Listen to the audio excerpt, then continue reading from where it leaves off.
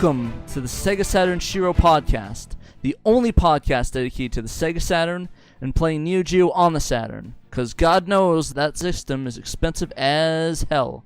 Today I'd like to welcome my co-hosts, Dave. What's up? And Kay. A two-letter word indicating the direction opposite of the center of the Earth. Nice. Anyways, today on the podcast we're going to talk about playing Neo Geo on the Saturn, because we want you to enjoy the Neo Geo like it needs to be. Cheap and fun. So, I guess we'll start off, what you guys been up to? David?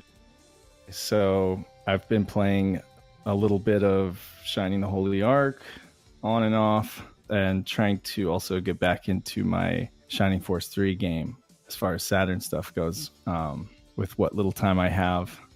But mostly just been working on podcast stuff, getting this thing up on social media. You've been doing a good job at it, I have to admit. Yeah, very much. Like, holy shit, I looked on and was like, oh, we have an iTunes. Oh, we have a Facebook. Oh, we have a YouTube. It's like, oh my gosh, look at you, just on the ball with this thing. I'm a shadow ninja. I really wish I had the time to do that, but I have to lead, 5 different people in a group, work, and then go to school, yeah. So it's like... It's cool. I get it. You got the statistics going on. Literally. No, and I work at an art school, so I have time. I can roll it all into the whole art thing. This is art. Then this is art. And, doing some freelance design as well. My friend Mel, who does the Sega Lord X YouTube channel. Oh, wait, I was literally just watching that this afternoon. Oh, well, then you've seen my logo. You did the that logo Sega for Lord his X? channel. Yeah. I literally was watching that for the Neo Geo stuff. Oh, yeah. He has some good coverage of that stuff, and he's a really good guy. How ironic. Pretty much it. That's pretty much all I'm up to. Alright, what about you, Kay? What have you been up to? Playing nothing. I've played chess with my kid, and she won, but, You can still beat her at Street Fighter, right? Maybe. She button mashes, though. But she's 4, dang. so... trying to catch up on back orders, and finally got some shelving in my garage and took some pictures and video of that and shared that with some peeps. What's the back orders of? Oh, so I have a reproduction and sales group, and pretty much since almost April or May, I've had some problems making some orders due to technical issues. But I finally got all of those resolved, and I'm just doing some Saturn reproductions and stuff. That's cool. What are you mostly making nowadays? Is there a theme? There's a common a trend? The biggest ones, I put together a shmups collection, 5 different shmups for the Saturn. Put it into a case, did custom art for the whole thing, and that's been the new, popular item. So I'm doing a lot of those, and also do. It looks great, but I might add. Yeah, exactly. Yeah, I agree. That thing looks awesome. That one and the Police Nuts one I like. And that's like a volume 1 you have planned, right? You have other volumes planned? Yeah, it kind of been evolving to just like a series of any game that's $100, $150 or more on the Saturn. I'm going to try and see if I can't do a reproduction of, but customized artwork, and if there's any modifications or bonuses that I can add into it, I want to make something really nice, because who really wants to spend $500 for Panzer Dragoon Saga or Psychic Assassin Taramaru? I know some people. Yeah, apparently they exist. Truth be told, I own both of those games, so they definitely do exist, but nobody wants to pay the money, right?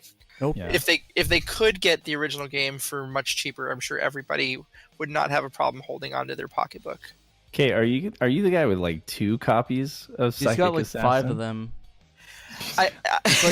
He's like a fucking blockbuster. It's let's see, which one should we play today? Let's play the one in the back. You start your own rental service. Actually, I am kind of set up for it now, and the shelves I got were actually from an old video rental store in Yeah, Longview. those shells are pretty awesome. If for the video thing, I'll see if I can put that in there. But those are actually really nice. Better They get are. yourself a professional resurfacer. That's it is actually on my list of gets when I'm no longer neck deep in debt. Sure. And just But- insult the customer as well. Not surprised. Right. Just like they did What's really back in funny? Blockbuster. These particular shelves actually did come out of the adult section of that old video store. My buddy who helped me move them actually found a DVD case that had gotten stuck behind it, and it was total prawn. Well, I mean, I'm not gonna say I should do your shelving, but there's plenty of hentai games on the Saturn.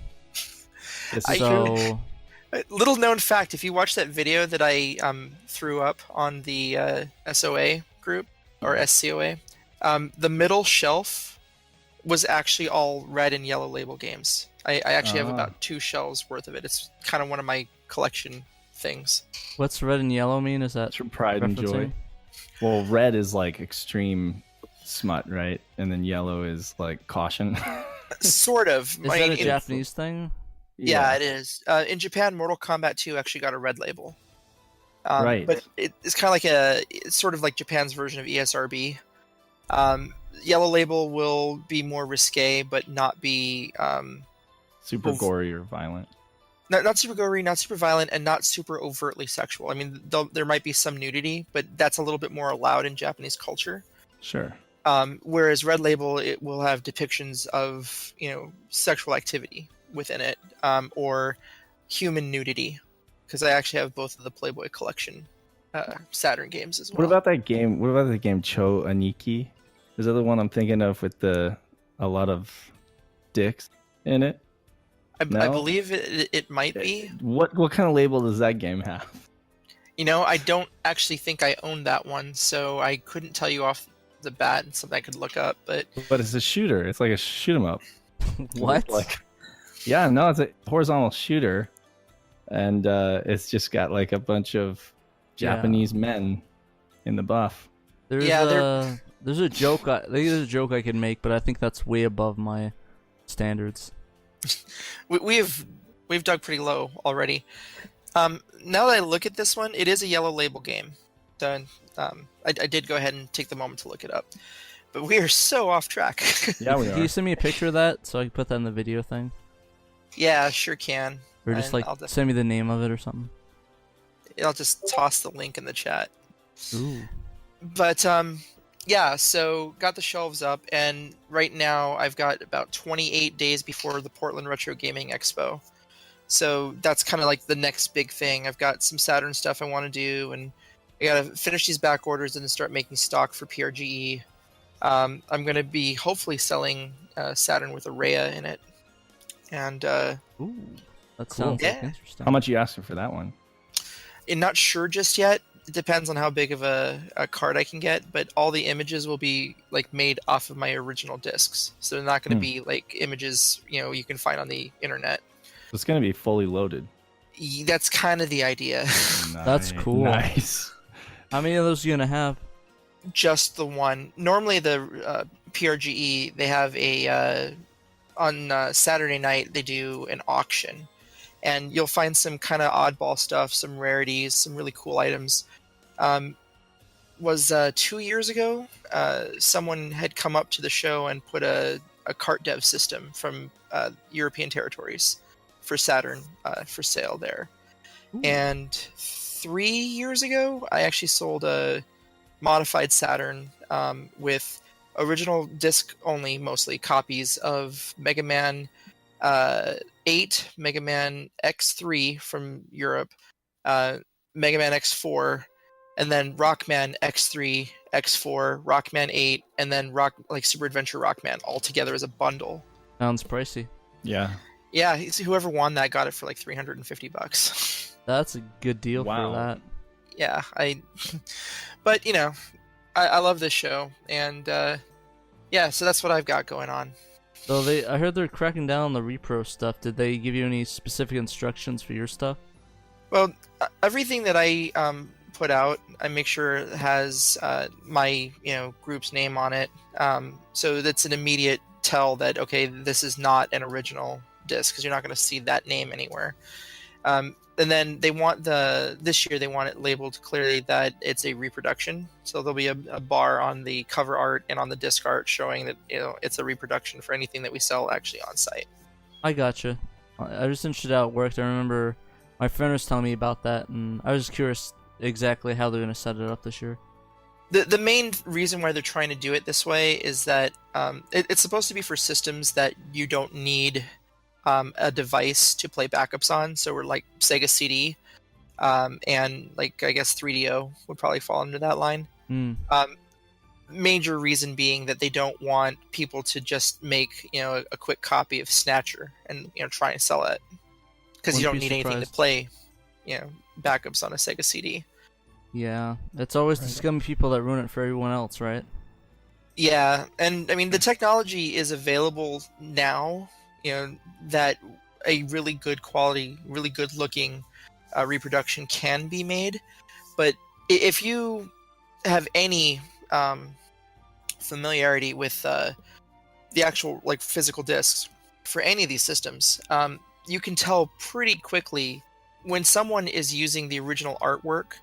I would say 9.5 times out of 10 they're using a scanned like someone put the disc on a scanner, took that image and then slapped it onto a disc, and they don't bother erasing the sheen.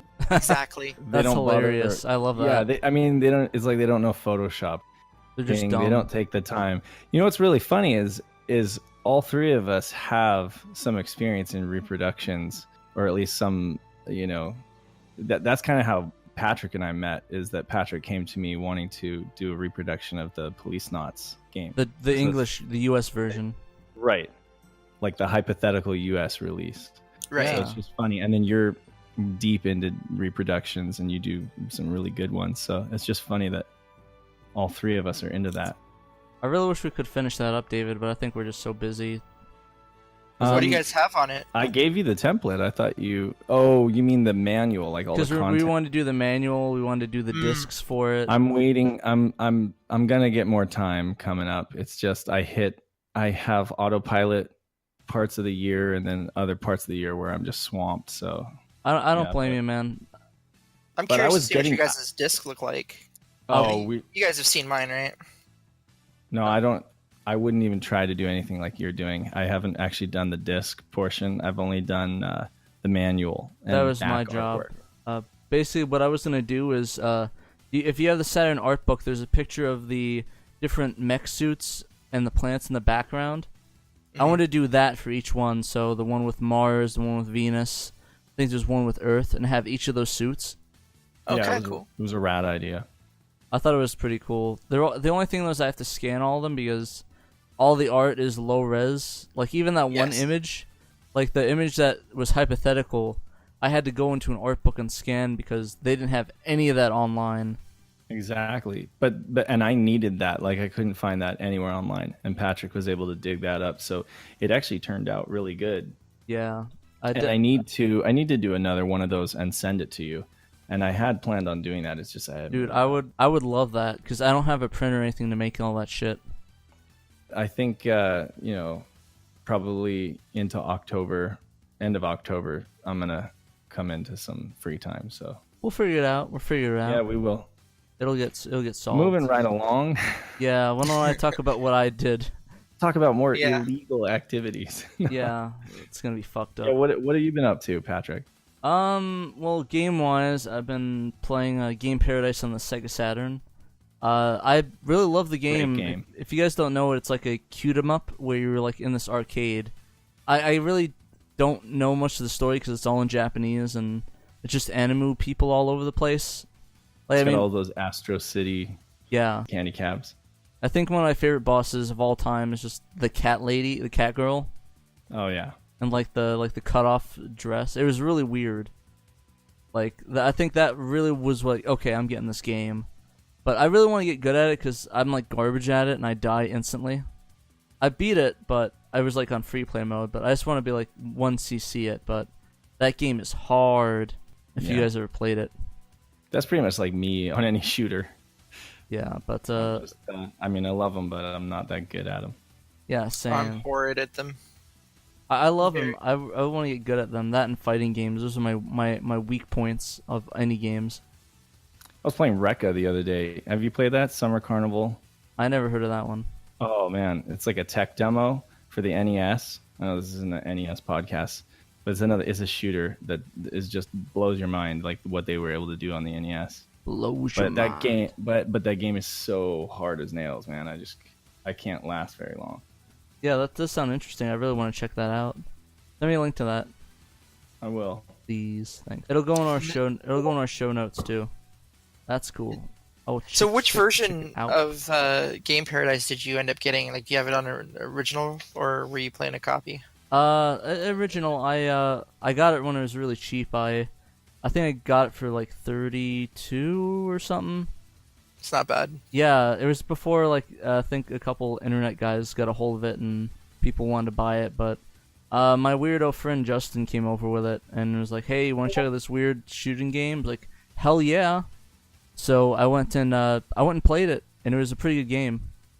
It came out in 2 formats. I don't know if you knew this or not, but the one package is just the plain disc, like your standard packaging, but the other kind of a limited edition actually had a VHS with it. Yeah, I remember that. I know that was a. I ended up getting both of them about 2 or 3 years ago. Of course you did. What's that supposed to mean? WTF? What's that supposed to mean? You're the revision man. You Yeah, got all but the revisions. I didn't know about that for a while. It just means I'm jealous. It was a lot cheaper to get the disc and stuff though. I'd like to get the VHS, but I mean, yeah, that would be rad. I just wanted to play the game. To be honest with you, that's a lot of the stuff. I might just little known fact, right? If you go to your local Goodwill or electronics recycler or whatever, and you find a combination VCR DVD player that has HDMI on it, you can actually watch VHS on HDMI. I think it outputs S video is the highest it has. No, it can output on HDMI. Oh no, I'm saying the quality, like it says the equivalent's like S video. So I think VHS it was like went from component to S video format. It's a whole format thing. Well, so there are some VHS players that will play in actual component, like in 480p. I think it was DVHS. I don't own one of those, but I was thinking that we could take the Game Paradise VHS, toss it into one of those players, because it also will copy it to DVD, and we'll just digitize it and we can throw it out for people. I wouldn't mind that. I was thinking of doing the same thing for a couple of the JoJo's Bizarre Adventure discs, because they have a portion of the discs. Did I say DVD? I meant Laserdisc. The JoJo Laserdiscs. Oh, nice. They have a portion of the disc where they have Hirohiko Araki drawing characters and doing an interview type thing, and he did it with I think the first disc he did Josuke, one of them he did Yoshikage Kira, and different characters from Part 4. Cause I guess it was like fresh and new, but anyways, yeah, we can talk about that a little bit later. But another thing I was playing was King of Fighters 98, and that is because I don't know if I told you about these guys, but I actually finished my consoleized Neo Geo. Well, it's more of a super gun, but I guess you'd call it consoleized. But I always wanted to play one. My friend had one, has like 2 cabinets for that thing. I really didn't know anybody that had it, and I really wanted to play it, so. Congrats. Yeah. Took you kind of a while, right? Yeah, it took me a month. I had to get the super gun from Germany. I had to get the board. I had to find the board locally. I had to modify a power supply. All in all, though, it was pretty affordable. It only cost me about $165 after everything said and done. Just for did you like Arcade Forge? Yeah, I got the Super Gun Mach. Nice. And it was about €100 shipped, or $100 shipped. You got that hooked up to what kind of display? My PVM. It outputs only in SCART, but that's exactly what I need. So it outputs to my JVC BM 1900 SU, I think it's called. Mm-hmm. And that's a 750 line PVM, or I guess it's not a PVM, it's a broadcast television or professional monitor, whatever it's called. But yeah, I got a total of 1 game for it, King of Fighters 98, and One of the best games. Exactly. So I got plenty to play until I can get some other games for unknown prices. Cheaper than an AES. Oh hell yeah, definitely. I really want a Twinklestar though, but it's like $500, so Yeah, that's gonna set you back. I think I might just get a Neo SD, but I really want Twinklestar Sprite. That game's my And favorite. the Neo SD is what, like $400 or $500? It's about 500. Okay, but then you can have all those games at your fingertips. So Yeah, but it's I Twinklestar don't Sprite. know. Well, maybe that can be your grail, and then you can just use the SD for everything else. Yeah, it's definitely in the cards. It's just a money thing, For sure. which is kind of ironic. But anyways, yeah, that's really what I've been up to. Unless you guys want me to go into my schooling, my capstone project, and my statistics. No. Yeah. No, I think we're good. crickets. Yeah, so that's what I expected, so that's good. So, yeah. Do you want to segue into talking about Neo Geo on the Saturn first? Yeah, what a good segue. Thank you, Mr. K. So, our first topic is, like we were talking about in the intro and several times, the playing Neo Geo games on the Sega Saturn. And you could probably guess who decided to choose that topic. Couldn't be patty cakes, could it? No, definitely not. Definitely not. But So, take us down the rabbit hole. So anyways, as we all know, the Neo Geo is expensive. For those that don't know, games can range on the home system, the AES, for $100 to upwards to a couple thousand. I think some of them are even the $10,000 range, if I am not mistaken. But you're not mistaken. But I mean, even the MVS, like I was saying, there's still some rare games that are in the couple $100 range. I mean, it's cheap, but it's not, it's not like find a Game Boy game at Goodwill in the corner. It's like you're paying some good money for it, like $50 on the low end, a couple hundred on the high. But I don't think any of them go over 1,000, right? Is that the same for Woodjammers? It's the only one I know. It's like That one's pretty Kinda pricey. expensive. I don't know. Not rare. That's so weird. That one Yeah. and Turf Masters are so expensive. Oh man, Turf Masters, such a great game. Now I wish that was on the Saturn, but I mean, there's a lot of ways to play Neo Geo games out there, but we are a Saturn podcast, so on the Saturn, I think there's like 21 ports of Neo Geo games, unless you guys want to correct me. Yeah, there's about 21 according to the Wikipedia page. Oh, I didn't even know there was a Wikipedia page. Yeah, just go to Sega Saturn and just look down, or the list of Neo Geo games by platform, or Okay. SNK games, and it'll have that list of 21. Cool. But anyways, there are a lot of Neo Geo games on the Saturn, and I guess just SNK games in general. Some of them are really good ports, some of them are not that great. And I thought maybe we can talk a little bit about that, so if people want to get into the Saturn and play these games and eventually migrate to the MVS or AES if they're insane, then that would really help them out. What do you guys think? I mean, yeah, absolutely. it's a great way to get started and get addicted, because that's usually how it starts. For most people I know, they just kind of get introduced to this console, and then most of these games are just insane. Like the 2D sprites. That's the thing about the Neo Geo, is the sprites are just so huge, and the movement and the animation and the fact that they were able to like incorporate full on intros to some of these fighting games with like music and everything. I think what was the King of Fighters game that had like a full on music video at the end? I'm thinking Mark of the Wolves is where they had, Mark like, of the Wolves, yeah. they had a full like music video at the end done in like sprites and stuff. But anyway, I'm getting off topic. So you were talking about some of the really great games and then some of the bad games. My first experience with most of the Neo Geo stuff was actually on the Wii Virtual Console, which did a respectable job of emulating Neo Geo at full speed. And one of my favorite games on that was Waku Waku 7. Hmm. And then when I found out that it was on the Saturn, you know, I was intrigued, so I burned a copy of that. And but I noticed that the load times were pretty bad.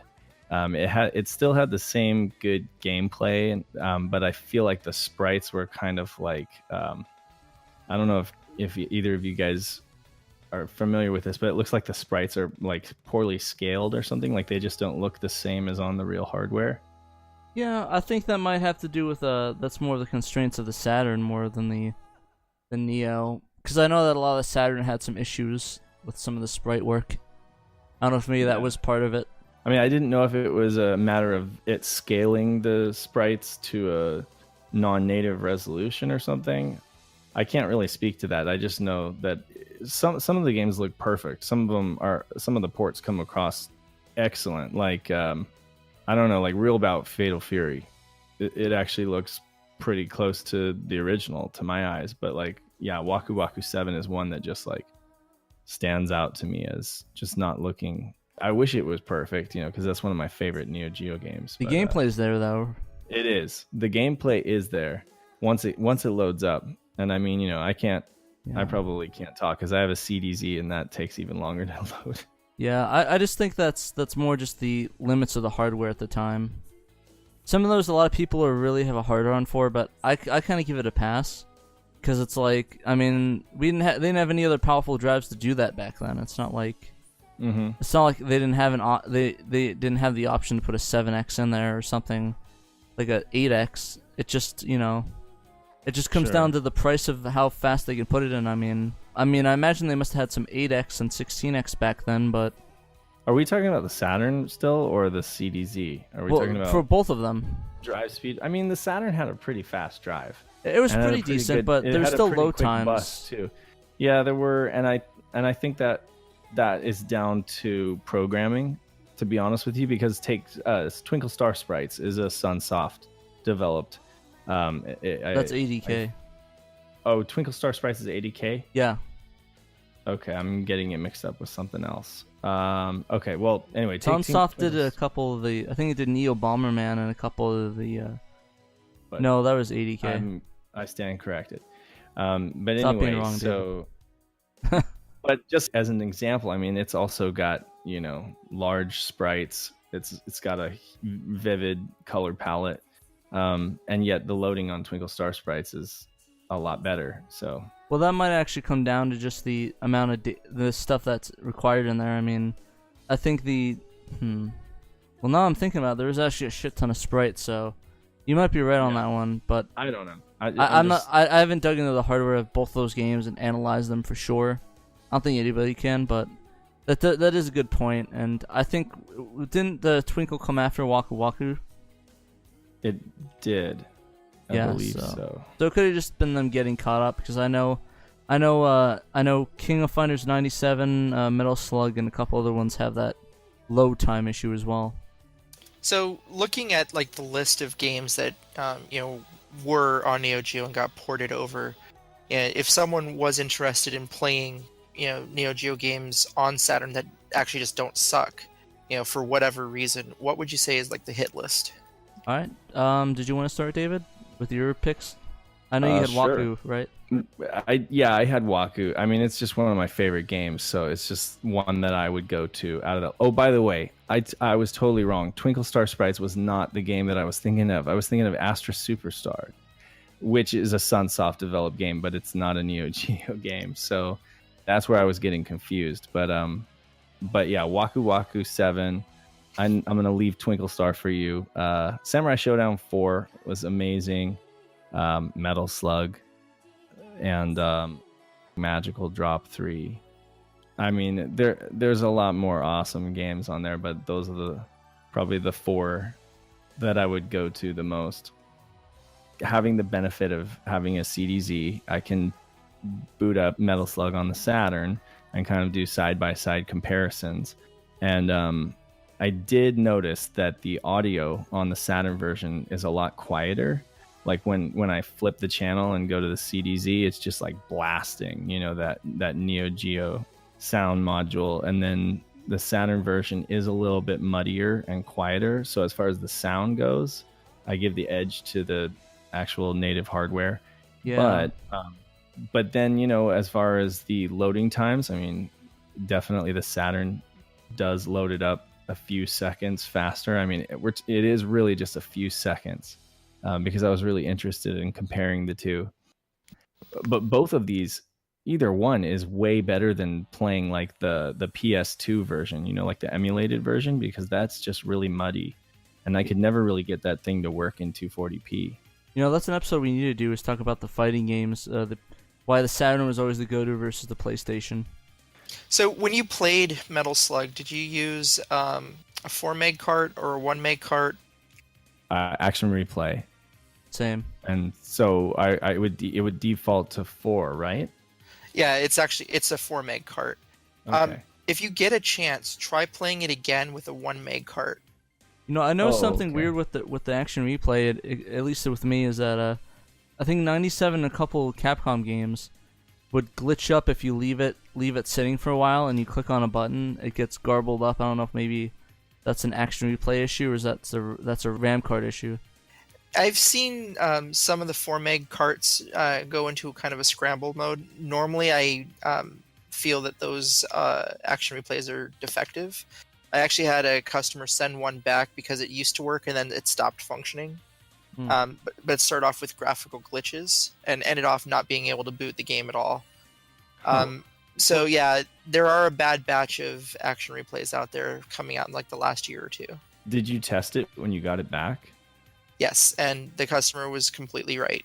Okay, because I was thinking it could be an edge connector issue, but no, it was. I ended up with now 4 over the course of like the last year and a half that I'm gonna have to go back to my distributor in Hong Kong and go, WTF. But getting back to topic, Metal Slug is one of a handful of games that is compatible with both the 1 and the 4 meg, but performs much better with a 1 meg card. Really? Wow. You know what? Yeah. I've heard that, and now that you're saying it's just clicking, I've heard people say that on certain games you could experience problems, that it's better to use the 1. And I just thought nothing of it. I thought, okay, well, I guess I never came across any of those games, but I guess that makes sense. I actually had so I have an older dual cart. It's both 1 and 4 meg, but it's hardware, not, faked, not marketing. Sure. And I dropped that in while playing Metal Slug, and the slowdown issues that you can see on the 4 meg cart are gone. And it's still a little bit slower with a lot of sprites and a lot of explosions going on, but nowhere near as bad as it is with the 4 meg. And a lot of people are used to using a 4 meg or an Action Replay to play this game, not realizing that they can actually have a better experience. You just dropped that in while you were playing? Like, was it plug and play? Or are No, you just saying you booted it up with that? The cart that I have is it's got a physical switch on the front, and will switch between 1 meg and 4 meg banks. Oh, cool. So it's just a pure, expansion RAM cart, but it's both 1 meg and 4 meg physically, as opposed to, the Action Replay, which claims it's both, but it's really just 4 meg. So So are those carts? Are those region locked at all? I've not seen any cart be region locked. No. Because my friend tried to got a Japanese memory card, and he said it wouldn't let him launch it with the Saturn because it was like region locked or something. I actually have a whole bunch of OEM Japanese Saturn memory cards or memory carts, and they work fine. I got you. Yeah, I think it might just be because of the disc. Maybe he had a Japanese disc in there, but anyways, I was actually talking to my friend about the slowdowns with a Metal Slug. And he was telling me that it seemed normal to him because that's what it did on the Neo Geo. Because even on Neo Geo, it had the slowdowns on some of the areas with the high. Oh yeah. So he was like, yeah. I was like, why is it slowing down? I was like, oh no, that's normal. It fucking happens on my Neo Geo all the time. So but just something to look out for if you guys have a 1 meg cart. For all the SNK games, there's not a single one of them that requires the cart that doesn't allow you to use the 1 meg. Like, there's none that require the 4 meg cart. So if you if you have a means of playing import games on your Saturn natively in some way, like Japanese Saturn, or it's got a region switch or something like that, it leaves the cartridge slot open. Pop in a 1 meg cart and try your experience with that. Isn't one of the King of Fighters, it requires a 1 meg cart specifically? A Yes. RAM cart. I think, was it 96 or 5? Well, 95 96. requires a ROM cart. Oh yeah, 96 is the requires a RAM. 1 meg RAM cart. Yeah. Yeah, like it won't work with a 4. It needs to be 1, or else it won't. And then boot. 97, which is your favorite, that one doesn't require anything. There are several SNK games on Saturn that will be, compatible with both. But there are several others that if you don't have the 1 meg cart, you're going to face graphical glitches. To speak to those slowdowns that you're experiencing with Metal Slug, that's just something that those guys at IRAM, and then they moved over to Nazca. That's something that they kind of did and were signature for.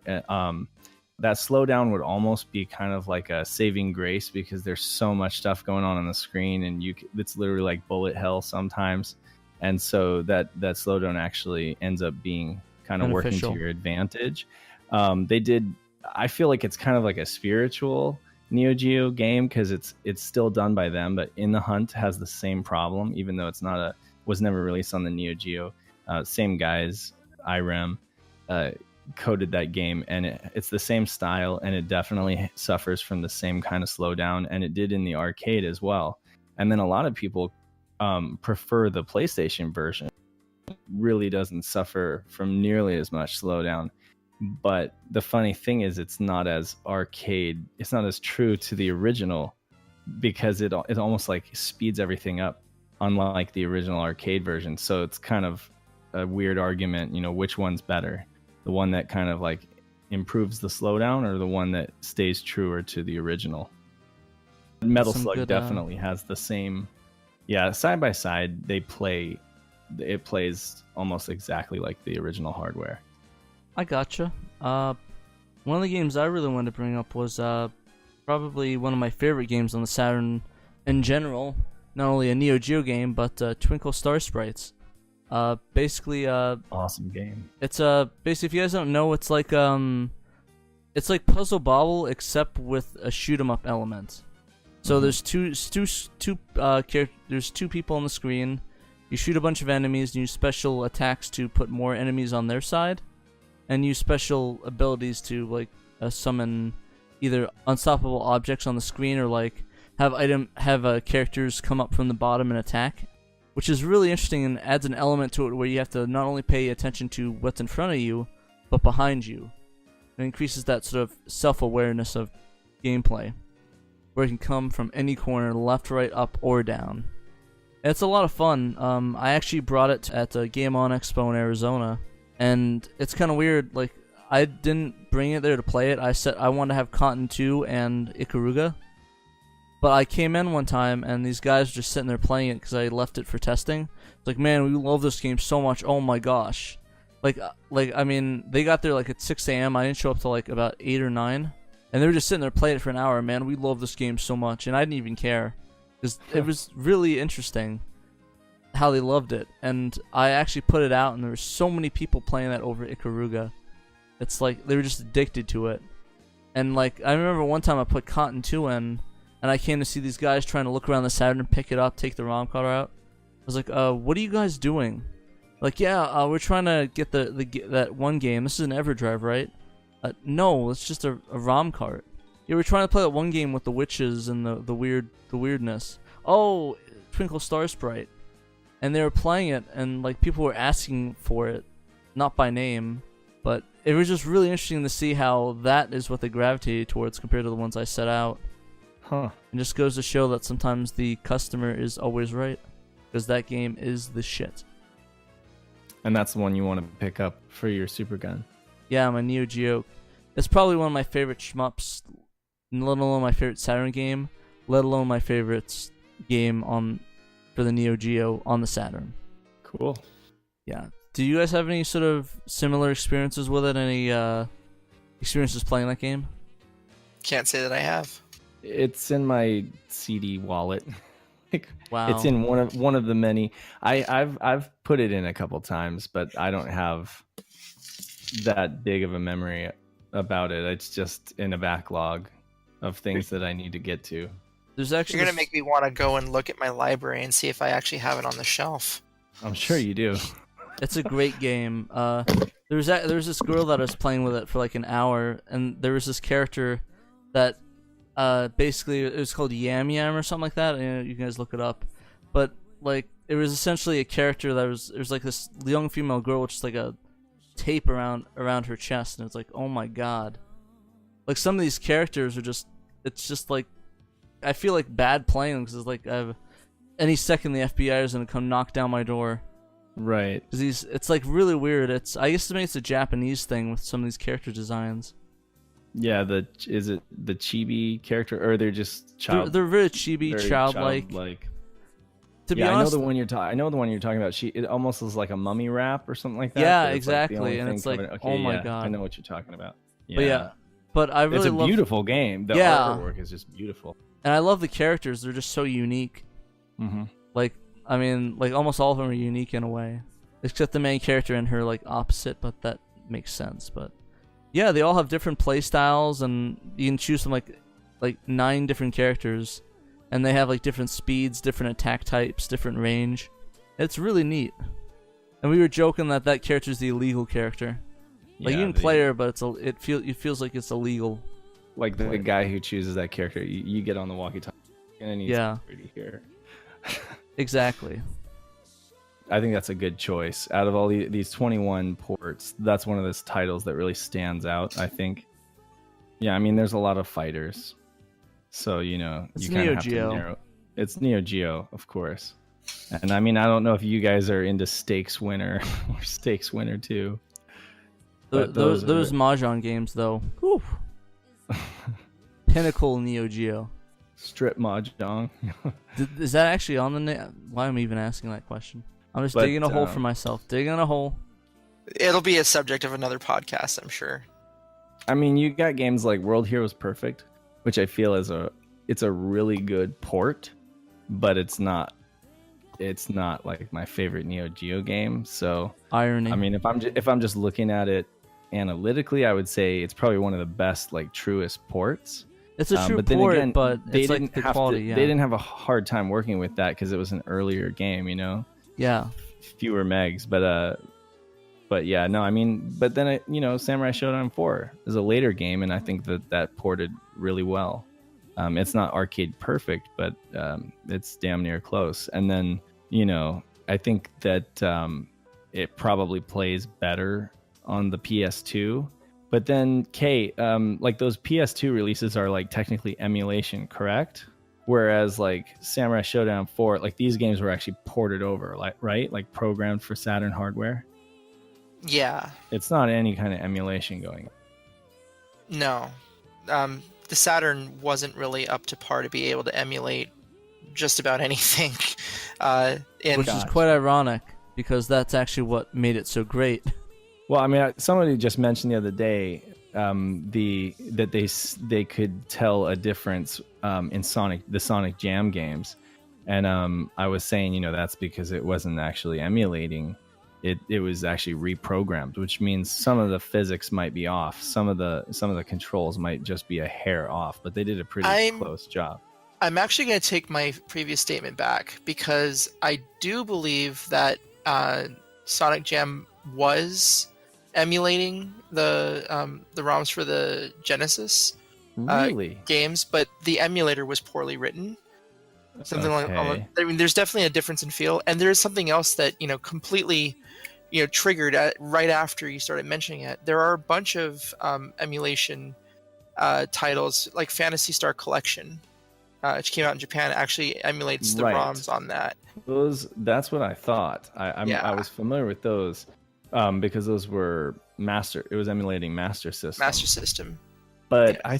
I thought the Sonic games were reprogrammed, and that's how they were able to put in like the spin dash in Sonic 1, which wasn't even supposed to be there.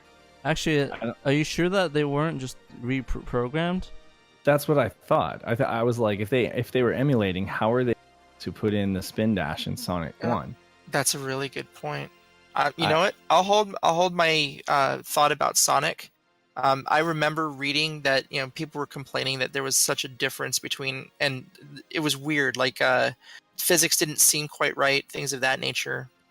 But we do know that it can emulate the Master System. Mm-hmm. So that's a definite thing that we know it could do. And also Sega had like this history of using the previous generation's processor as like the sound chip for the next generation's hardware. So that stood to reason that it could have been able to do some emulation. Now, I know that there's a couple of really talented programmers out there who brought a Master System / really, really old arcade. We're talking like early 80 arcade emulator to the Saturn as homebrew. But I may have to stand corrected on Sonic Jam specifically. I just remember something triggering that memory that it was poorly emulated, but it may have been just a reprogram. I mean, it's possible, and it's the other thing that makes me question is that there's the 2-player mode in Sonic 2, and that runs a hell of a lot better than. I mean, it doesn't like the control issues are still there, but it's faster than the original Genesis version. Does it still do that 480i trick?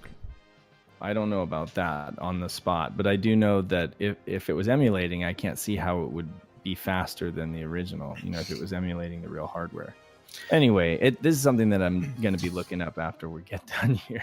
We'll get back to that because we don't want to look like idiots. We'll add it to an addendum, and we'll figure out the truth. I'm reading, as you guys are discussing it, I have to go in and I have to know the truth and try and get that corrected, right?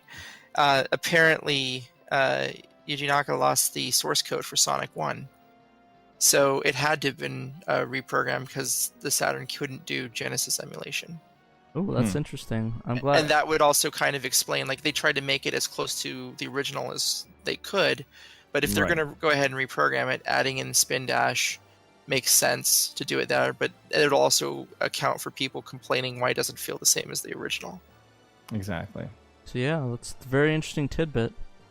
So when you get a game like Metal Slug, and it ports over, and I mean we take it for granted, or there's just an expectation that it should be arcade perfect. But when it plays as good as Metal Slug does, and we know that it's not emulating, we know they ported it over.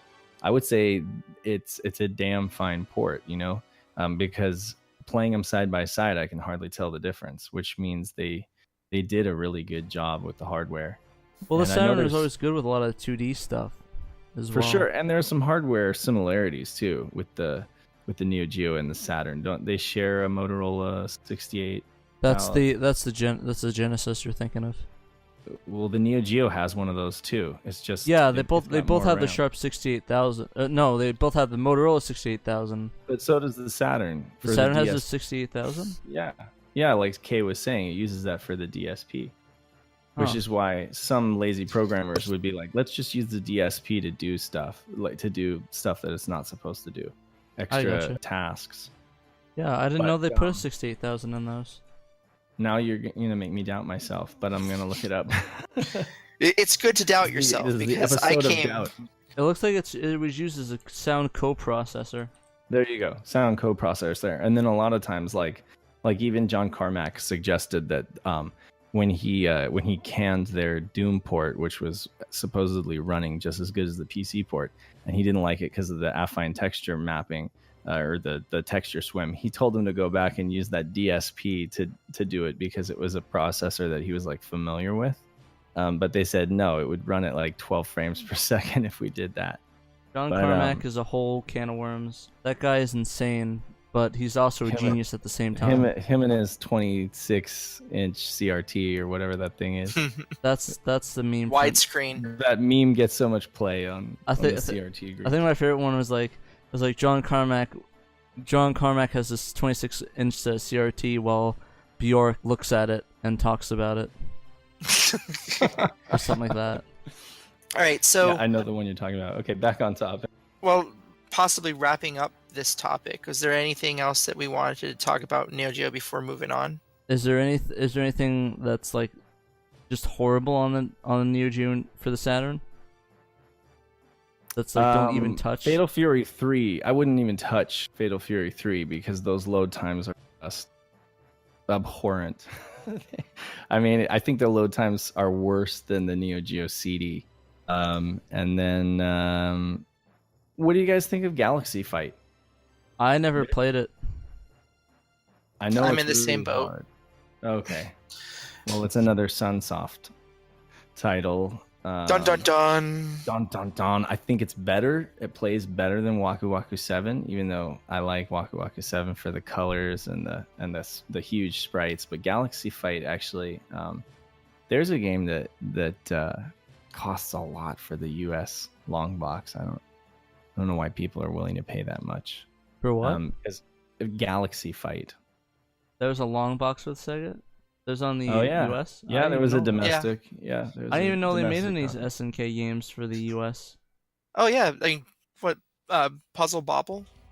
Yeah, Puzzle Bobble 2. Oh, okay. Or Call- well, Ni- Bust a Move. Bust a Move, but Bust a Move 2, Bust a Move 3, and Galaxy Fight. I think my Galaxy Fight is sealed. Oh man, that's nice. Well, I But, only paid like $30 for it. It's a really hard game too. I mean, unless you spend hours trying to master it or you use cheats, it's just one of those games that's hard to get past the first opponent. The only thing that sucks with the SNK stuff is there wasn't really a lot of US games for that came out.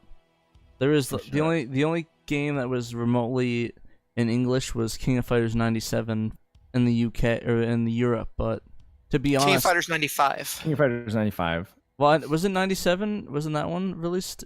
No, That No. wasn't. Huh. 95. Did you get your copy, by the way, Kay? I did get How my was copy it? finally. Pretty good, decent shape. For collectors out there, the cartridge, the ROM cartridge, has a different sticker than the Japanese version. I haven't been into play yet. I've been too busy with trying to get back orders done. But it did go up on the shelf. It's part of that PAL exclusive sec. Did weird. you happen to see if it was PAL optimized? I haven't had that chance yet either. And I Like, ended up getting the game like 2 days later. It showed up. So yeah, it's just there's been a lot of transition in my household, some of which you guys know, and the shelves was part of that transition. So things went up. I'll have a chance at some point very soon to test things like that, but it's just not in the cards for say like the next 28 days. I don't blame you, man. Cool. It's definitely hard sometimes. It's all good. Anything So else? Fatal Fury, bad game. Don't Fatal play Fury 3. Jinx. Yeah. Real Bout, Fatal Fury Special, and Real Bout Fatal Fury are pretty good though. Yes. Real Bout Fatal Fury Special has excellent load times, I think.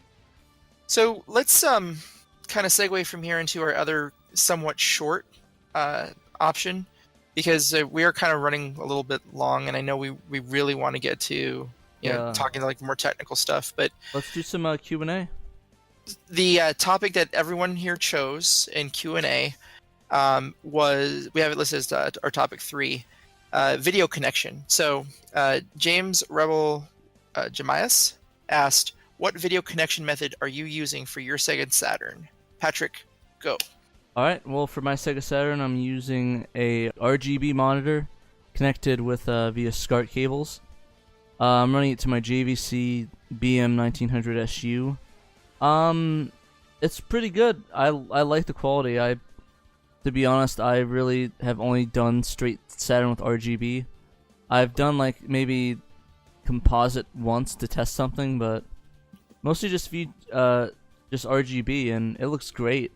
Of the quality of it, it's probably one of the easiest systems to get for it, because all you need to do is get the cable. It natively outputs C-Sync RGB, which is really basically is just easy. So it's really good. I really enjoy it myself. What about you, Dave? I'm also using SCART, Euro SCART. No, sorry. It's Euroscart. No, I'm using JP 21 21, because I've got it going into an XRGB2, which is just a line doubler. Well, that's so right. it takes that 240p, that 15 kilohertz, and just doubles it to a 31 kilohertz sync. And it doubles the line, so it's basically like 480p.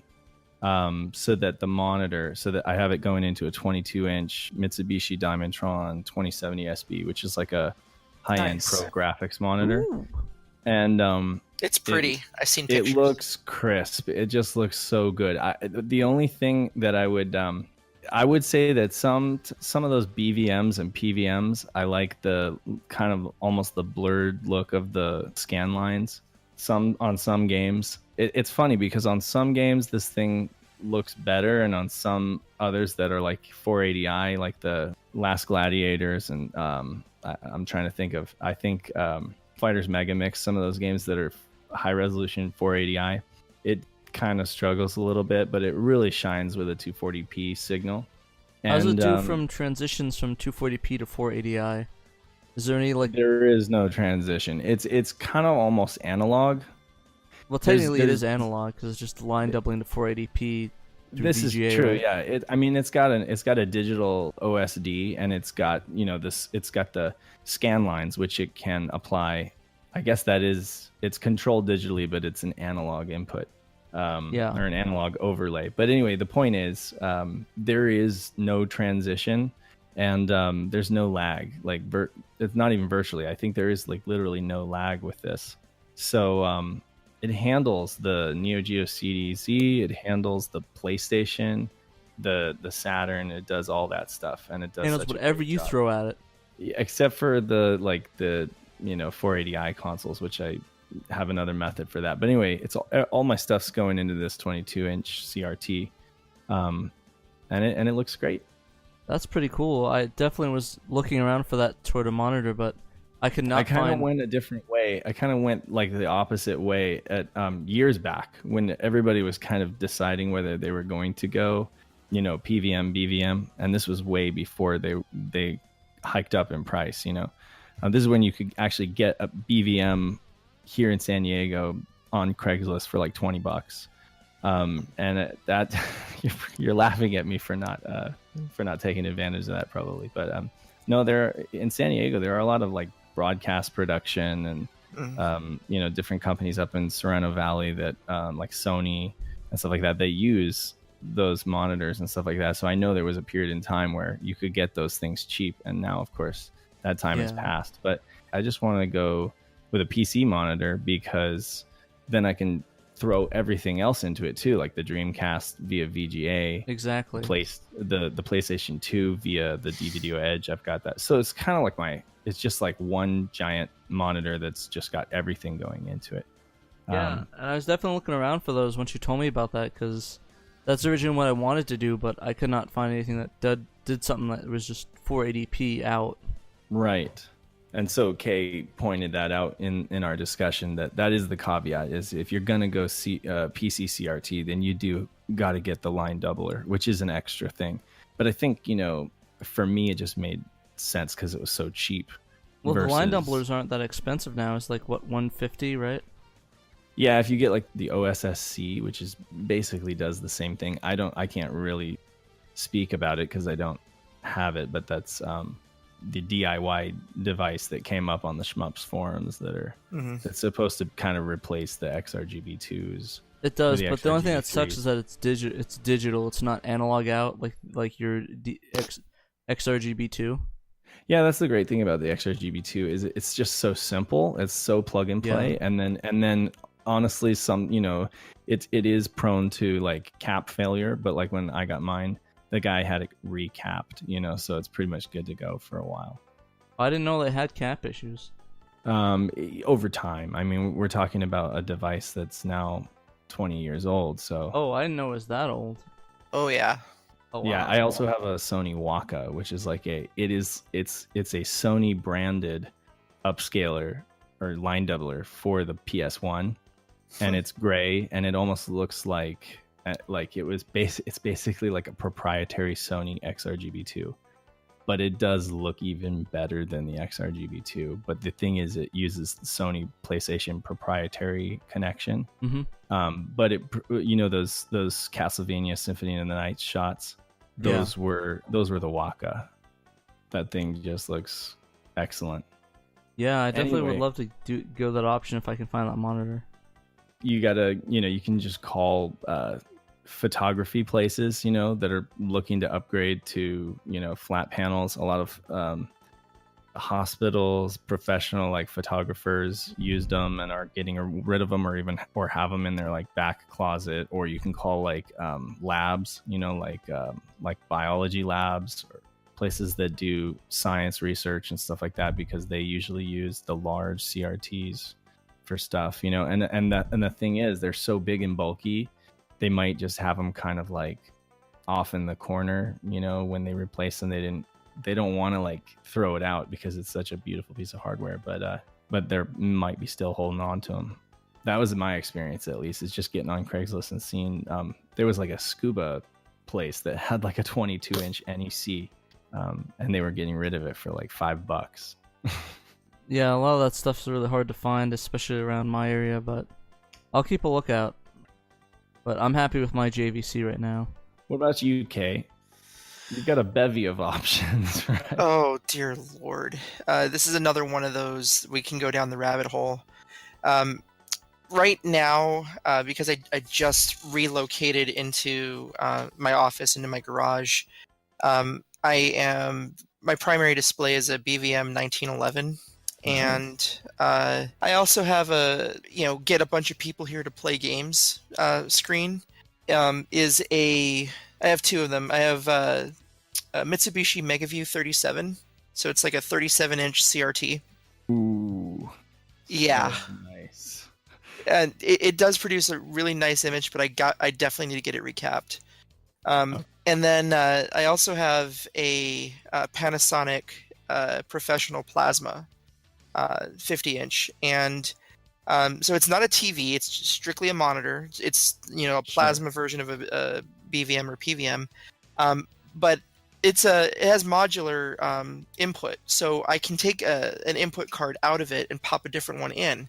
So it actually natively takes SCART. Well, that's cool. It's got like a SCART input on the back? Yeah, I bought like because they have the same model of screen in Europe, and you know, it's just cost effective to be able to just create modular pieces of equipment to put into these add-on, you know, sections or whatever you'd want to call them.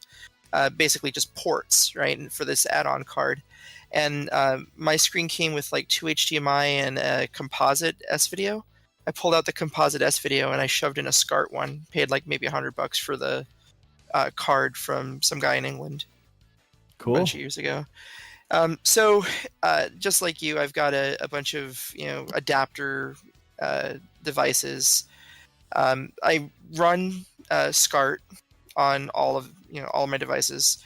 I run into an XRGB2 like you do, but I actually modified the unit so that it takes SCART natively as opposed to JP21. Okay. And that was my first option before I had the native SCART. And honestly, I'm going to tell you guys, I like the XRGB2 better than taking native SCART in Plasma, because there's no scan lines on a Plasma. Right. So the pictures amazing, and I had a lot of fun playing like a RGB modded AV Famicom on that screen using the XRGB2. Can I ask you a question, Kay? Since you have, for those that are using a BVM or PVM, you're going to have scan lines no matter what all the time. Right. But as somebody who has that choice of turning them on and turning them off, do you notice that there are any games that you prefer to play without scan lines? Or is it just scan? Do you just leave them on all the time?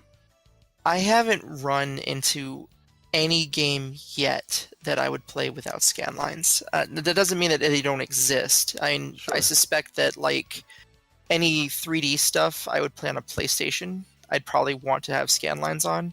Okay. Scan lines off.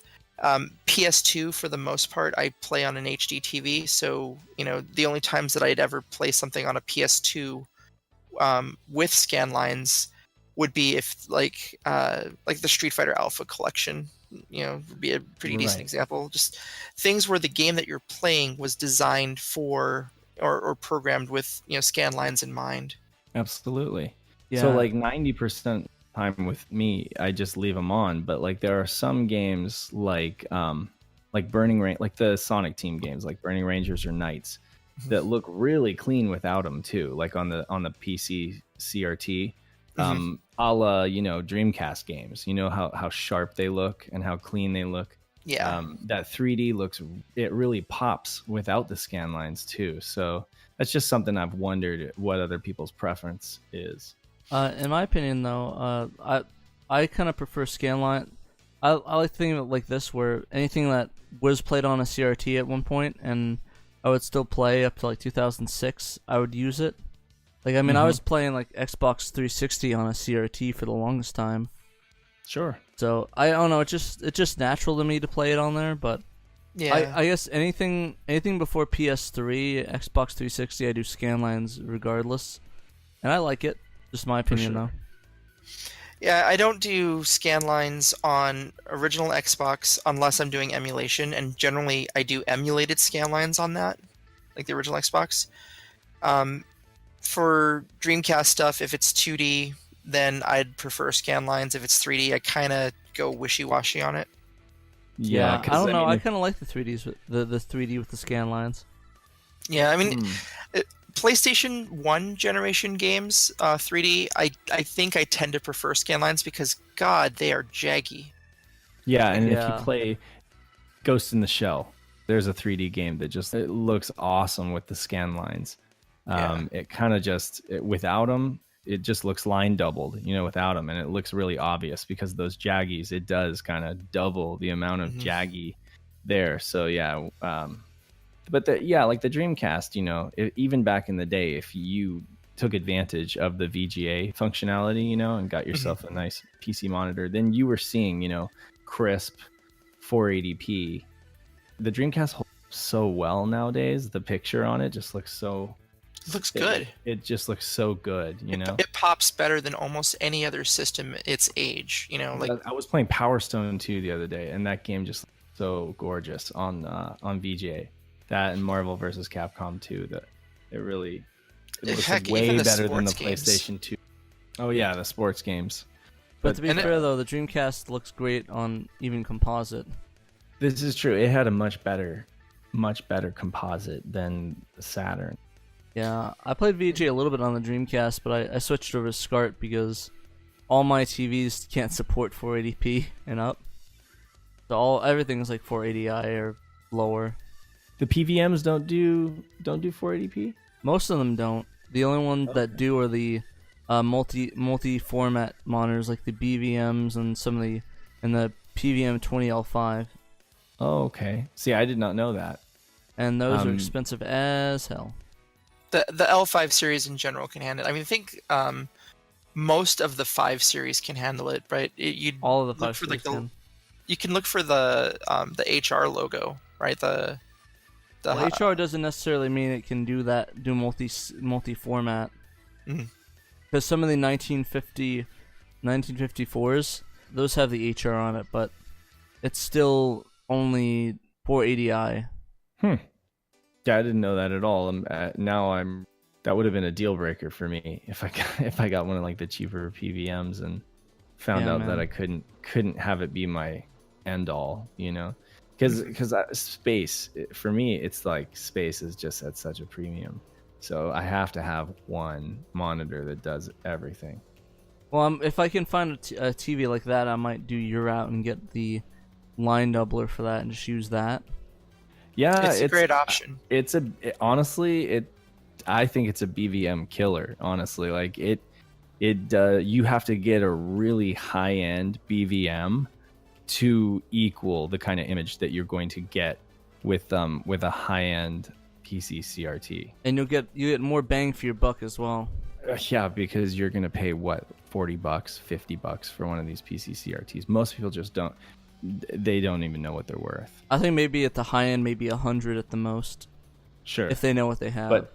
But definitely, whatever you're doing, don't be buying that shit on eBay, because I've seen so many sob stories of even people who have taken, even sellers who have taken care, like great care in packaging it well and everything, and then it still comes completely messed up because of UPS. Let's be honest, it comes fucked up. It does. And I mean, some of the damage is just heart-wrenching.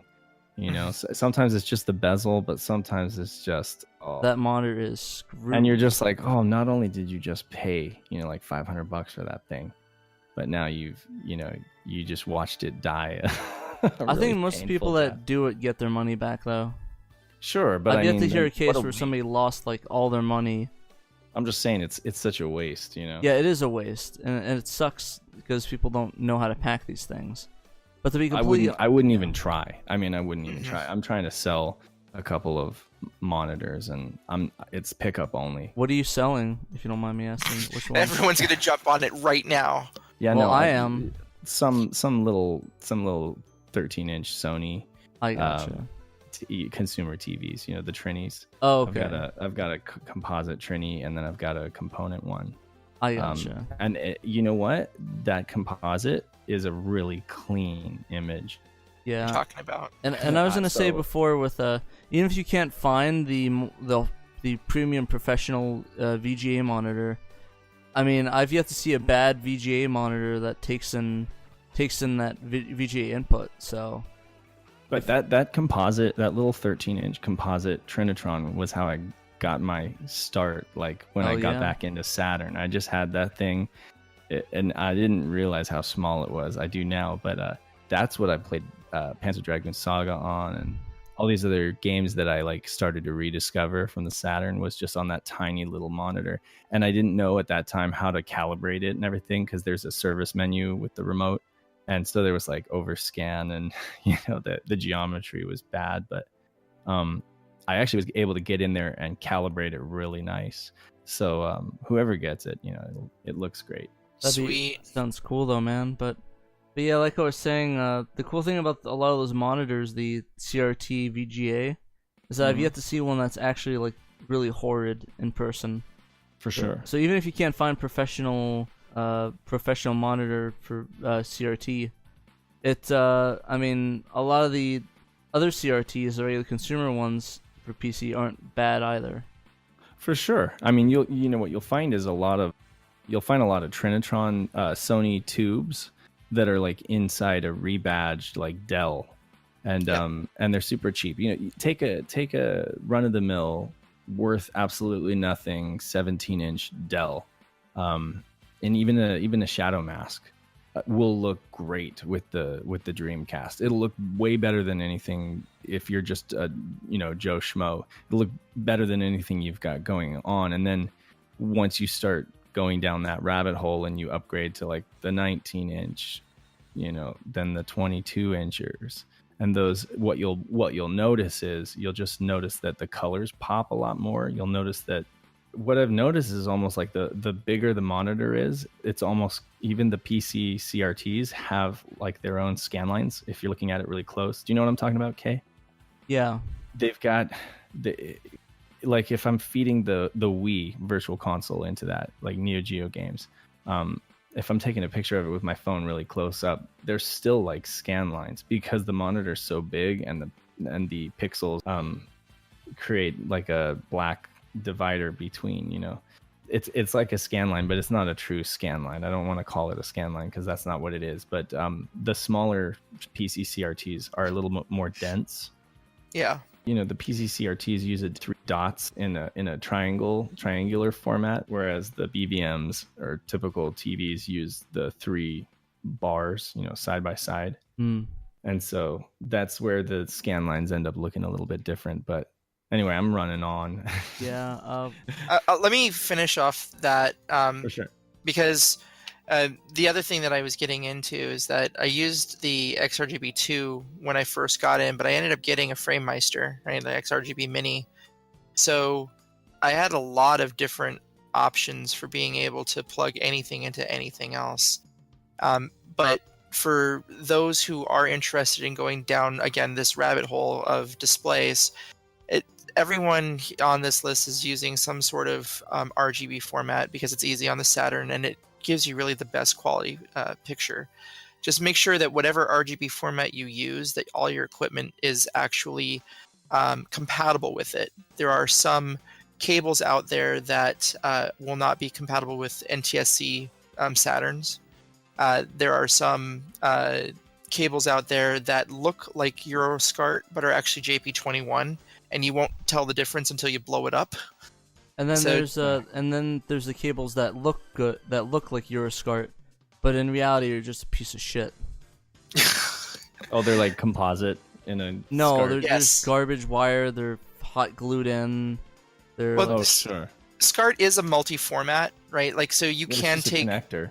Yeah, right. So you can take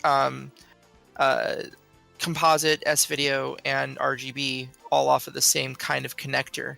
And so just kind of buyer beware. There's a really good seller on eBay out of Florida who makes her own cables, and I've used pretty much her cables exclusively now. And Retro Console Accessories, I think, is what her Yeah. storefront is. That's it. she had some quality issues in the past with putting, for some god knows unknown reason, one of the video encoders into these Genesis for video boost, or the sync boost, but she cleared that up, so now all the quality is solid now. So Yeah. I know there's a lot of controversy with the whole putting the video encoder inside of the thing, but everything's cleared up now, and she's pretty on par with the other one, the Retro Cables UK. Yeah. But I've only heard like pretty negative things about the UK one. he's just pretty good. The only issue I had with him is that his SCART, the BNC, he puts a lot of hot glue in it. His SCART cables itself are really good and well built. But the use the hot whole glue pool. bugs me. Well, the hot glue and the SCART, just get the SCART, the BNC from WookieWin. Yeah, WookieWin would be the other one. So people who are, looking to get BNC connectors for their SCART cables, go to WookieWin for that. They refer to each other, I believe. Retro Console Accessories and WookieWin on eBay. I think they've talked or promoted each other from their stores. But no matter what happens, no matter which route you go to display, just actually enjoy what you're doing. And this is an expensive hobby. Going SCART, going RGB, or in any format is expensive. There really just isn't any other way to say it. Like, I don't know how much you paid for your XRGB2, but I paid $250 for that thing. Yeah, not nearly. Like 150 through Yahoo Japan. Lucky rat bastard. Well, Yeah. it's always got to be a bargain. Yeah. to be honest, though, I think it's very important that people do that. I mean, I have the same issue with the vinyl collecting hobby. A lot of people have issues. Oh, why do I want to drop $400 for a turntable, or drop this much for a needle and this much for a headphone? But it's necessary for the quality aspect of it. I mean, say that you drop like maybe $100 or $200, $300 a month on video games in general. If you just skipped 2 or 3 months of video games, you'd have all the equipment you needed. Very This true. is true. Yeah. So please, people, do not skimp out. Don't go for that cheap $50 piece of crap on Amazon that converts SCART to HDMI. It's not worth it. It's It actually is really not decent for the streaming. new though. one. Yeah, the new ones. The one that's like got a blue logo on the top. There's been a revision, and I know Mel Sega Lord X. He mentioned that he uses that for his YouTube channel, just for capturing the footage and stuff like that, and it does a pretty decent job at such a small price. But the thing is, for some of those people out there, ignorance really is bliss. You might just want to not listen to anything we're saying and just stick with your composite, because like Kay is saying, once you try, even if you get that cheap scaler, you're using RGB. So as soon as you get a taste for RGB, you're going to be hooked, and that's where it goes down from there. That's where it gets deeper, because what you do is you start reading about it, and what have I actually got here? What am I looking at? How does this work? And the more you read, and the more you do research, and the more you just dig, you find yourself getting in pretty deep. You find yourself trying to win an eBay auction for a ginormous CRT monitor, and then having to grab yourself and your girlfriend for like an 8-hour road trip to Washington, almost to the border of Canada, and then end up sleeping in your car because you're too tired to drive all the way back home since you got there after midnight. 'Cause that's exactly what I did when I found out that Mitsubishi was available. Some girlfriend, man. Hope Well- you got her some flowers or something for that. She was She was not having it. Let's just say that was a very testy trip, and it was also more than 10 years ago. So we can just let that stay in the past. But I will tell you, the moral of the story is this is an obsession, and I don't think you can even find that monitor, unless you're getting local deal. Like, I haven't seen one on eBay in ages. No, yeah, it's rare. Yeah, So, I think we should save all that stuff for like maybe a dedicated podcast. Totally. Because like that's a whole thing that like, and we've already we already went over like 20 minutes on this topic to begin with. So I mean, this is an addiction, folks. Let's be honest. And to be honest, you could spend more time on this than even gaming. I mean, I think a lot of us do. True.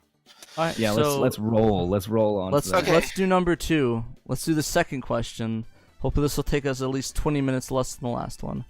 Well, the next one that we had listed that everyone put stars on was for disk rot and data holes. Topic 2.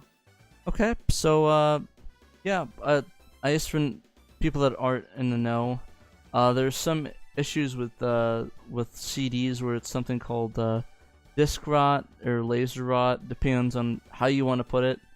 In the Laserdisc community, it's very prevalent because a lot of the discs were manufactured improperly, where it wasn't like a sterile clean room like the people in the bunny suits. There would be oxidation between the layers, or there would be air holes, air bubbles in the layers, and that would cause oxidation, the glue to come apart, to the point where at one point the reflective layer would oxidize. It would be impossible to read any of the data on there, or the video would just be completely garbled. And in the case of discs themselves, it's a lot worse because instead of an analog, it's digital. So if there's like one bit out of line, it could throw the whole thing into disarray to where it won't even boot. And there's a lot of things that can cause it besides that, like physical damage or just manufacturing issues like that. So why this is prevalent in Saturn is that, in comparison to, say, other disk-based game systems, it seems to have a higher percentage of occurring on Saturn discs.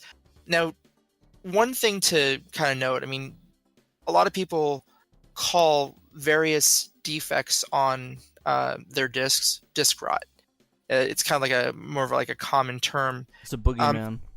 Right. And then there's some people who say, oh, disk rot is a myth, etc. And I've actually started, in recent years, trying to draw people away from the idea of disk rot as being a singular thing, and call something like data holes. It's not going to fit everything, but when you have someone looking for defects in a disk, whether they're caused by oxidation in that data layer, or if it's because of abuse of the disk, the key point is that it's a fairly easy way to check whether or not you've got a problem with your disk. So I've always taken a bright light source, put myself in the disk, put my disk between myself and the light source, and just hold it up kind of like you're doing an eclipse with your disk. If you see pinholes of light, you've got physical damage to your disk. Not all disk rot will show up that way, but it will make it a little bit easier to see, in my experience. How about you guys? Yeah. The weird thing about that is that sometimes, like you were saying, the disk rot isn't even shown on the disk. It could look like a perfectly fine, clean disk, and you put it in, and it just doesn't work. I mean, and in his case, the thing about it is that just because you have pinholes inside of the disk doesn't mean it's not going to run either. There's pinholes, but they'll still run. So there's not really a good way to determine, in my opinion, there's not like a definitive way to tell if you have it or not. I just don't want anyone to come up with the idea that if there's a pinhole in the disk, that the disk is in good physical shape. So a game can start up, but if there's a hole, like a pinhole of light coming through, and you can, if you hold over like just any CD that's pressed or burnt, you should be able to see where the data stops and ends, right? It starts from the center and spreads out. So you might have light holes or pinholes on the disk in a section that has absolutely no data on it, and you're fine. but the disk itself has already begun, it's damaged, and it can really only expand or stay the same, but no matter which way you look at it, it's damaged. Now, if you have a pinhole in the data section, and it still plays, well, for the most part, it's going to, because not a lot of those pinholes are to the point of, making it impossible to read, thanks to error correction. And that's a whole can of worms. It is. But it doesn't stop the fact that there is damage to the disk. Also, error correction can't fix everything. Mm-mm. So you might be, have a data hole in the middle of the disk somewhere, and it might be, small and insignificant. But let's say you're playing the game and it tries to do some Redbook audio, and that data hole happens to be on an audio track that you just never listened to. But you'll hear in gameplay, it gets triggered, and you hear this glitch, this really terrible sound. Might not even last all that long. Not that sound. That was my phone, I think. The idea here is that if there is a hole in the data section of the disk, in the data layer, in the place where there's actual pressed data supposed to be, it's either damaged and okay because error correction, or it's damaged and there's not much you can do about it. In fact, there's nothing you can do about it. And the weird thing is that sometimes, like he was saying, that it could affect it in many different ways. Like if it's a Redbook audio, maybe it will do a skip, or maybe it just won't play, or maybe it'll be in a data layer and the game won't even boot up.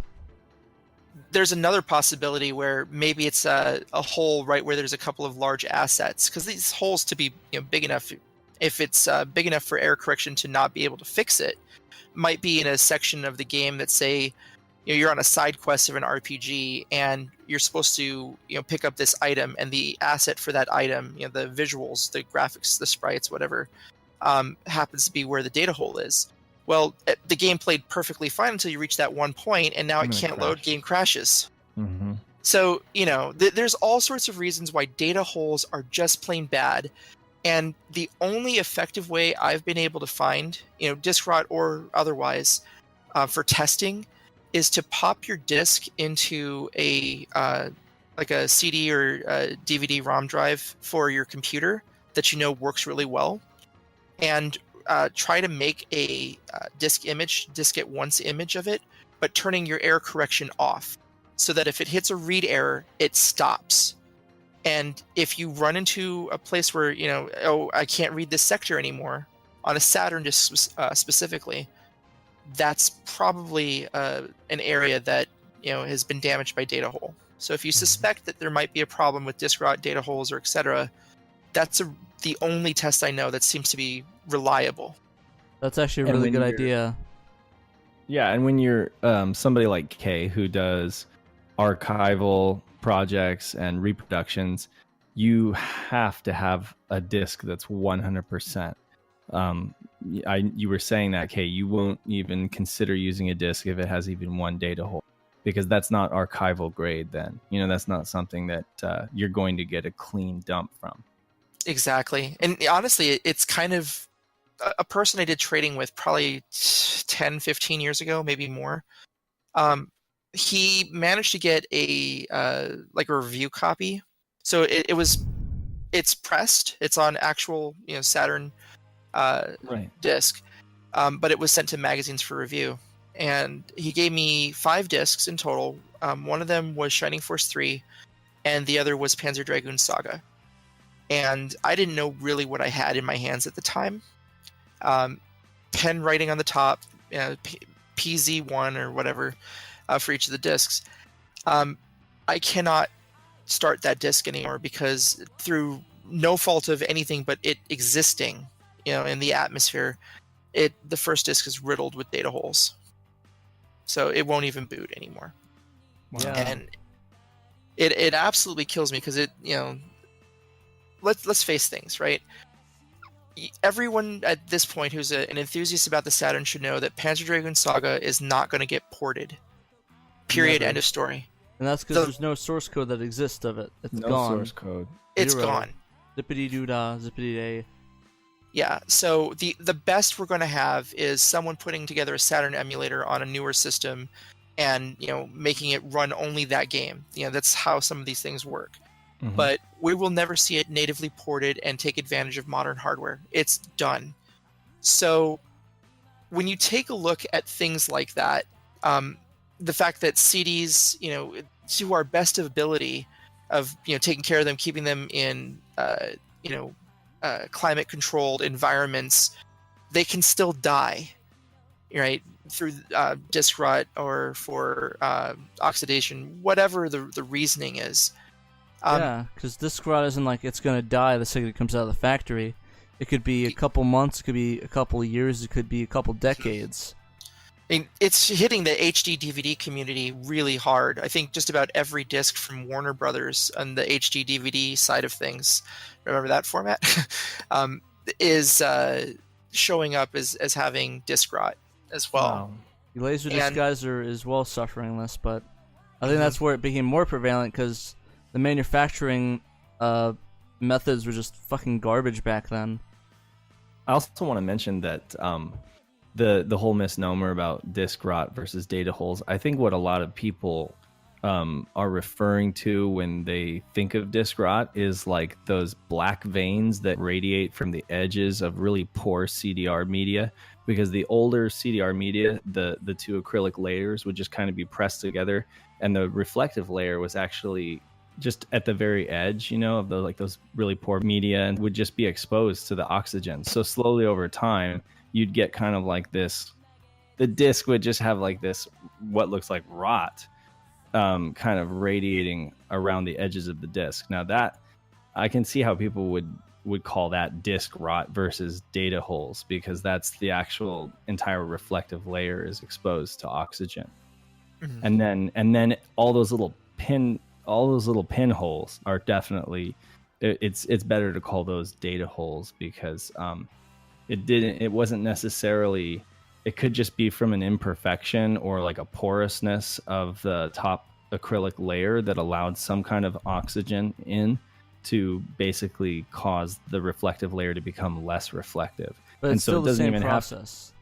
Same process, but different. And so when people say rot, I think they're talking about those really ugly looking cases of rot where it's just all over the disc. Yeah. And you do get those on Laserdisc too, because Laserdiscs were pressed in a way where like Patrick was saying, it was literally glued together. Two different discs glued together and put and sold. So if you want some good info, if you see a disc pressed by DADC, Sony DADC plant on any Laserdisc, I guarantee you that it's going to have some form of laser rot in some way. So really, we try the best that we can. Everyone, who's into these hobbies on disc-based media, to preserve what we have and take care of what we have. But even when you take care of things the proper way, you can end up having these imperfections show up. And what's going to eventually happen is that things like the Saturn, I mean, there are millions of copies of most of these games out there. There's a few that there are only a couple of thousand. There's an even smaller handful where there might be 50 to 500. Della Soba Deluxe and Eiffel Home are among those. And I think one of the Chopin games from Japan also. There's really obscure things. But if it happens to these games, they're gone. Panzer Dragoon Saga, we're not going to get in any other format but Saturn and emulation. Period. End of story. But to be fair, we have plenty of backups of that game. Well, for Saturn-wise, so it's not going to be gone for ever. Well, I mean, you have a way of playing it, but the original media is gone, and there's no way to 100% recreate that disc, right? We can get 99%. We can get all the data on files, but we can't absolute perfect copy that just plays in a Saturn without any... Yeah, because I think it has to do with the way that the discs are manufactured, right? Because it's like manufactured in a way where it has a specific wobble at a specific point. Well, there's that too, but I mean, even if you take your copy of a disc, right, just drop it into a disc copier, the method that the copier is using is not going to properly recreate the disc image. It's going to do its best ability to do that. I've been dumping some games for like some rare games for one of the two I've been doing for either redump or true rip. I can't remember which one right now. But I dumped my Delasoba Deluxe because I could not find a copy of that like in an ISO format online anywhere. And whichever group, again, I can't remember at the moment. But it was the first time that it came up, and there's rumored to be only about 200 copies of that game worldwide. And even doing it with the tools that they have available still does not get you a 100% perfect copy. There's debate between both of those groups as to whether or not you need to include the subchannels to get a proper copy or not, and what order the files are supposed to be in when you make these kinds of copies. It's unless you have the original masters to be able to go to a pressing plant and press it again, we don't have an ability to get a perfect copy. The best we can do is an approximation. Sure. But that's just the way of life. It is. Mm-hmm. So, all that, long story short, even some of the ones that are in my permanent collection have data holes. Like, I think I've owned 3 copies of Enemy Zero because the first copy, which was perfect 10 years ago, ended up with data holes like 2 years ago. Wow. Yeah. I'm gonna have to go check mine. I mean, let's face it though, like our entire collection is gonna rot on the shelf. And I then mean, we're just gonna technically be it playing will. Off of an SD card, I guess, Yeah. in the future. Those will be like memorabilia. They'll be like placeholders. Oh, look at my physical copy that does not boot, but here it is in digital form. But to be Right. fair, for the most of those that are actually manufactured properly, that's not gonna really disintegrate until about 100, 200 years in the future. So, Well, Sure. Ideally. I mean, it's still ideally. But ideally, we literally can't test it the wear Yeah. for 100 years, but it's ideally there's meant. artificial aging processes that you can put a disc through. But And it you still just wanna wouldn't be avoid the all of that. you know. Just Yeah. avoid all of those aging. I mean, I could sit all my discs in direct sunlight if I really wanted to, That's You also know. a good way to get disc rot with the ultraviolet rays. or lots of humidity. Mm-hmm. Just don't do any of that stuff is what we're saying. Keep it in a Don't nice do it. dark, dry, not too hot, not too cold. Think of it like this. If you go to a museum, in order to preserve any one of those, pieces of artwork painted by Da Vinci, they have to keep it curated in a controlled conditions, in order, because they know what the chemistry of the paint is and stuff like that. Well, these discs require, it requires some TLC, but you can definitely create that ideal instance that Patrick is talking about if you adhere to just some simple guidelines and just don't be stupid. Yeah. So, listeners out there, when you see us in the Facebook groups, we want to see what your data holes and disk rot looks like. We want to see your holes. And we're not Those are your fear-mongering. holes. We're not fear-mongering either. No, just It's some people out there have questions about it, want to know whether this is disk rot or if someone just abused the disk. I personally have only ever had one copy of Street Fighter Alpha on the Saturn have absolutely no data holes on it. So show them to me. There's got to be other people. I've owned 5 copies of that game over the years. So someone out there besides me. Mine is working perfectly fine for now. I've played through several matches and I haven't, and I looked through the light, so for example, I've got this title and hold it up to a bright light like on the ceiling or whatever. Mhm. I can't identify even a blurry or kind of faded, because sometimes they're not like a precise pinprick. Like if it's a real pinprick, it actually could be damage to the label side of the disc, like a scratch or like a chip taken out of it. Sometimes it's just a faint little cloudiness. And I'm not seeing anything like that on my copy, and it plays. You are now number 2. I guess I just got lucky. I didn't realize I didn't realize that was a title in question. Is it Alpha Well, 1 I or know. 2 that has it? Alpha 1. I know Okay. my copy of Rayman would not boot, or it wouldn't get past the intro FMV because of a data hole, and I think I'm on my third copy of that. I didn't realize this was that prevalent. I mean, I had zero issues with any data route on any of my discs from Japan or the US.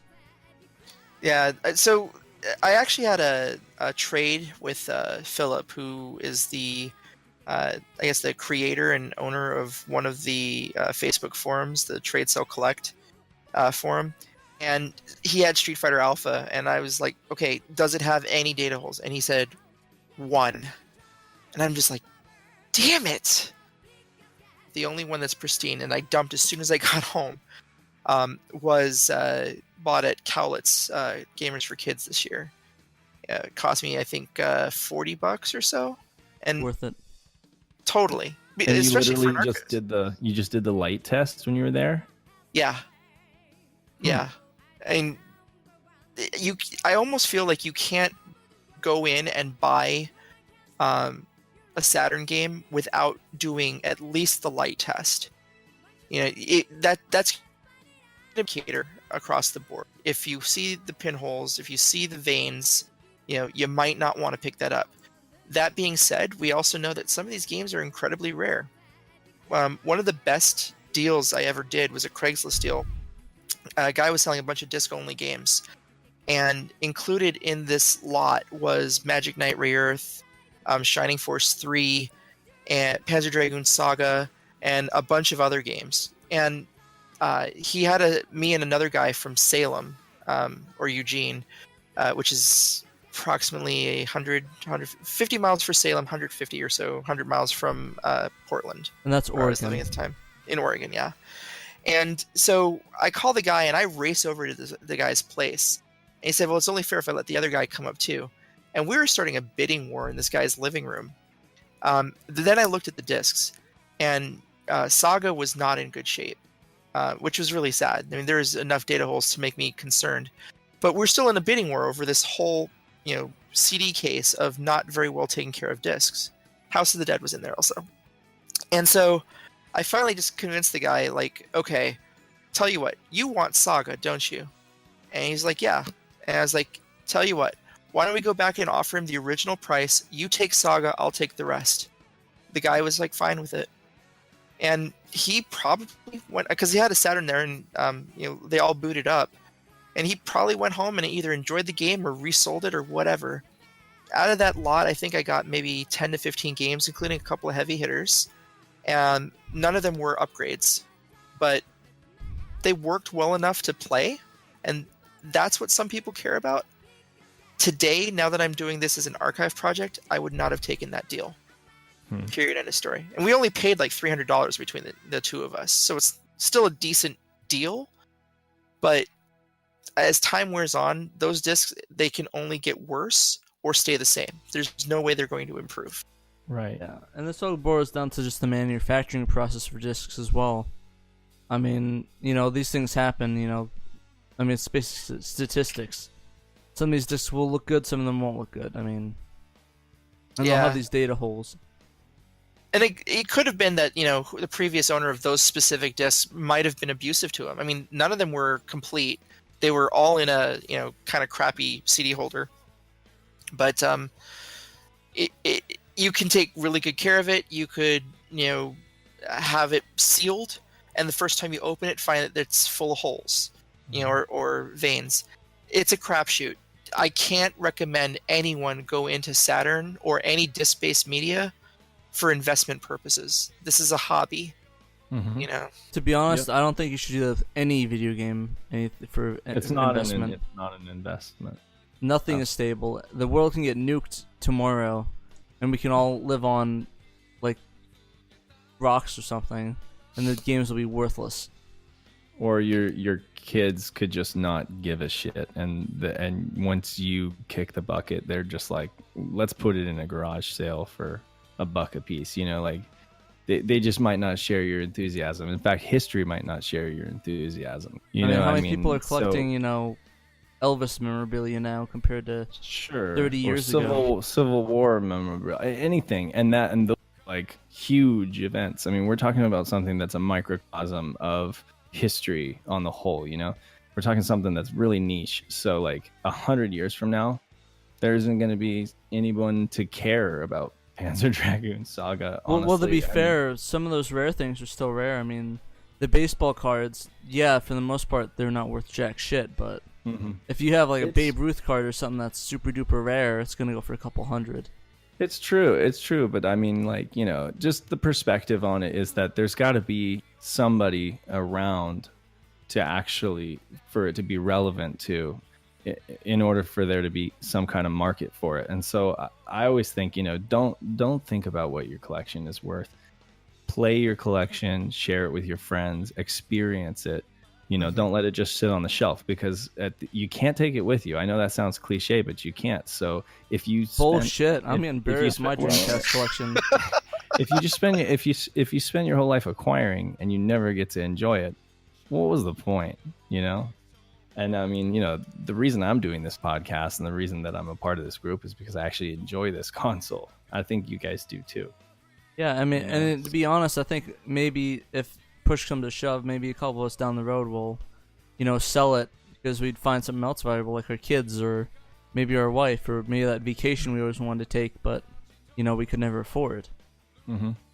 But on the disc pressing topic, it does seem like the technology has come quite a far way, because like take Wii U discs for example, like those things are just, if you feel like a Wii U disc compared to like anything that was done in the 90s, like they've got so much lacquer on there, and it's just like a glassy lacquer. It's just a much higher quality pressing, and even on the edge of the disc, it's like rounded off, and they've got it completely sealed. It's like, do you guys know what I'm talking about? Yeah, it doesn't have a jagged feel to it. The edges, it feels like rounded.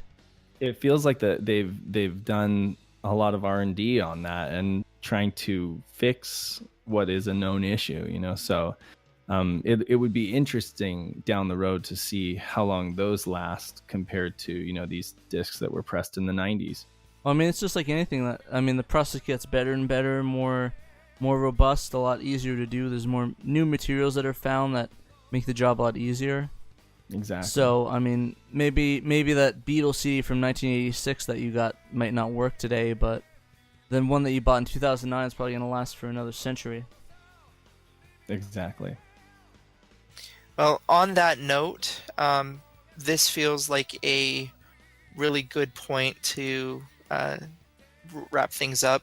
I think that David really said, I think, the key phrase. I'm very guilty right now of letting my collection sit because I have a lot of things going on. And one of the reasons why I have games that I probably would never play in a million years is because I want to preserve this console for future generations. I don't want to see these games disappear.